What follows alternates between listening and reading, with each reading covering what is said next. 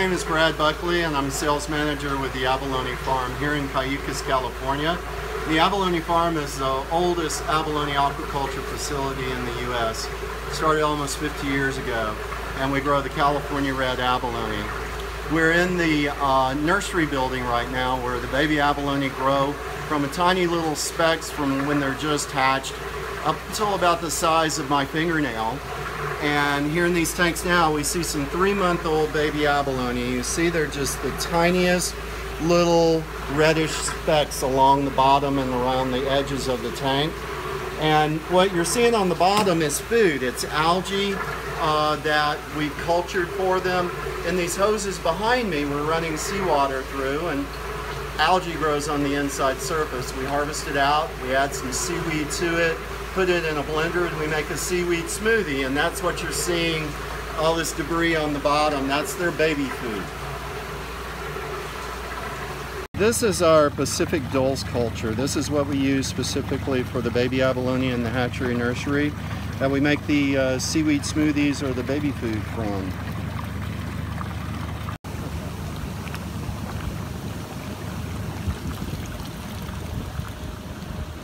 Hi, we're in the basket section of the farm. This area is seeded with baby abalone from the nursery building around the size of my fingernail, which are 10 months old.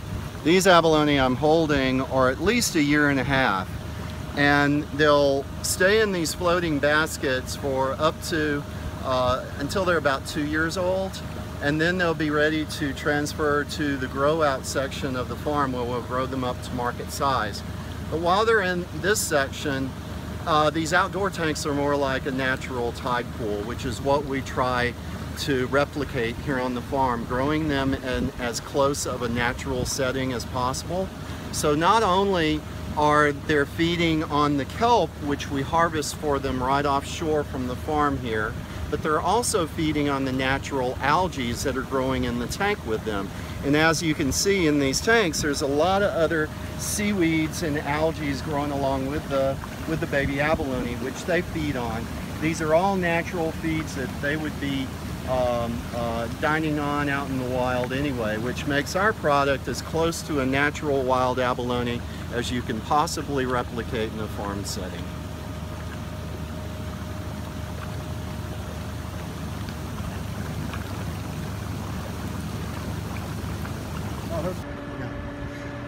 This is one of our red abalone spawners. We set these aside specifically to renew our crop. So we keep them in special tanks and cater their every needs to make sure they're always healthy and happy and ready to spawn. We spawn generally 4 times per year, and when abalone spawn, they release the egg or the sperm through these holes in the top of the shell. The holes are actually for respiration. Their gills are located under the holes, but when they spawn, they'll actually release the egg or the sperm through the holes in the top of the shell. They're broadcast spawners, just like fish. So all the fertilization of the eggs occurs in the ocean currents. And here you can see the abalone's head. The little shorter stalks are the eyes, and the longer stalks are from the front are the antenna, and these are the tentacles. They use the tentacles to just feel their environment, because usually they're in dark crevices of rocks under the ocean surface. So they have rudimentary vision, very low vision, but they mostly sense their environment with their tentacles.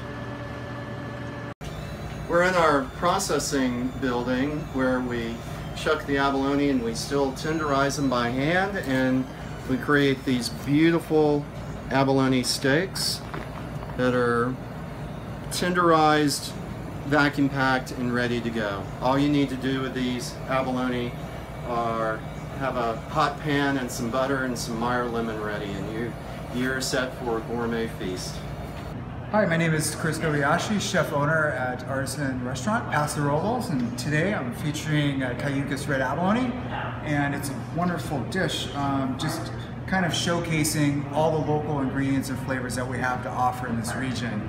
It's seared abalone with Cayucos avocado and a green goddess dressing with a lot of herbs that are grown locally.